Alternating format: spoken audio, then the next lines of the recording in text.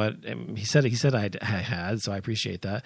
But he's become an activist in his own right and in his own way by writing for liberalamerica.org, and I'm proud of him for doing that. And he has written what he calls a letter to my boyfriend's homophobic parents on Christmas.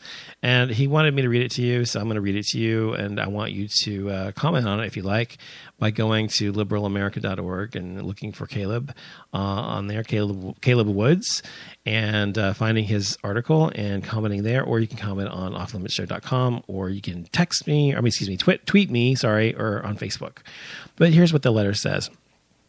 This is a letter to my boyfriend's homophobic parents on Christmas.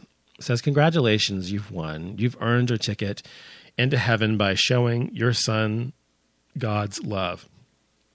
You've shown your son God's love by not allowing him to bring me to your home for Christmas. You've done exactly what Jesus would do, shun others. After all, Jesus didn't just let anyone at his table. It's sad that on a day you celebrate the birth of Christ, you'll be acting in the complete opposite way that Jesus acted. Alas, you must show your son God's love and not condone our behavior. It worked last Christmas. You manipulated him into coming home, and he was treated as if he were a leper. He was called names, harassed, and told he was going to hell because I was dragging him there myself. He was in mental anguish over your treatment of him. You tore him apart with your words. You degraded your only son. But this Christmas, he's over it. He's over the threats, the lies, and the bullying. Since you don't recognize him, and I as a couple, and since you've said you won't treat us as like a part of the family, he's decided to choose love over hate this Christmas. He's choosing to not go back to what he once called home. His home is with me, and it has been for 3 years. He's become an integral part of my family. While you were shunning your son away, he found a family of his own. He found people who love him without conditions. He found a table he was welcome at. During your Christmas celebration, when you try to justify your actions, please remember that you gave your son an ultimatum for him to get rid of the love of his life or to leave your family. I know you blame me for taking your son away, but whether I'm in the picture or not, your son is still gay, and you must face this realization. You've made it abundantly clear that you think I'm demon-possessed, a bad influence, and a sinner. Your judgment of me has no effect, but your treatment of your son causes my heart to bleed. I've had to sit by and watch you throw stones at the person I love most. I've watched as you and the rest of his family have disowned him. I've thought of every scenario to get you to love your son again. I blamed myself because I felt as if I personally caused him to lose his family. I know this isn't the case and that your son chose me because he recognized true love. I'm writing this to say that I have your son's love, and that's all that matters. Your son and I love each other, and that is the love that is eternal and unconditional. While you're feeling comforted knowing that you'll be rewarded in the next life for your, quote, not condoning the gay lifestyle, I'm consoling your son in this life. I'm the shoulder your son cries on today. I'm the person who will hug him I'm the person who will hug him tight tomorrow. I'm the one who will apologize on your behalf until the day I die. I'm the one who wants to scream at you and say, stop, you're hurting your son. You're hurting your only son. But deep down, I know where your heart lies. Your heart beats to that of a literal interpretation of the Bible. Your heart beats to Fox News. Your heart beats to discrimination and treating other, quote, sinners the way you think they should be treated, condemned to hell. Your heart beats with hatred to the things you fear and do not understand.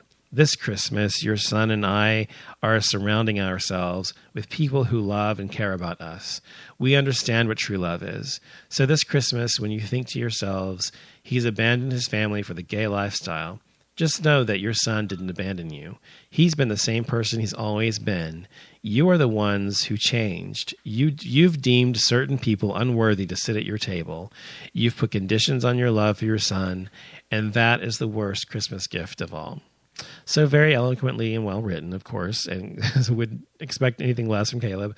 And, he makes great points, and it is so sad that we still have parents out there whom value their religious beliefs more than the reality of what's in front of them, and the reality of whom or what their child is, their family, their friend, their cousin, or whatever, whomever they may know that's gay.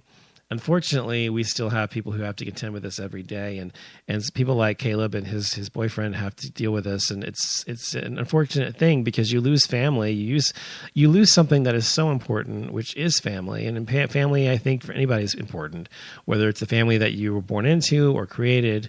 It is everything for most of us. The people we have surround ourselves with every day and love and depend on for support, moral or emotional or otherwise. And so I'm hoping that things will get. I'm hoping that his parents-in-law will come around and that they will someday see the error of their ways. But as I've told Caleb about this before, I don't think they will. Some people's hatred for gay people is so deeply seated that they can never allow themselves to even see an alternative point of view other than what they've been brainwashed to believe by their Bible, their pastor, their whatever. Or their parents. Excuse me. So anyway, that's what I wanted to say tonight. So I think you're listening to Gay Mass. I'll be back whenever, probably next year. So thanks for listening this year. If you've listened this year, if you haven't listened to my show before, you can get offlimitshow.com. You can check me out on Facebook, on Twitter, and on Spreaker.com and on YouTube. So feel free to check me out, and I hope to have you with me again next year. And thank you very much, Caleb, for writing that. And thank you, all of my listeners. As always, good night.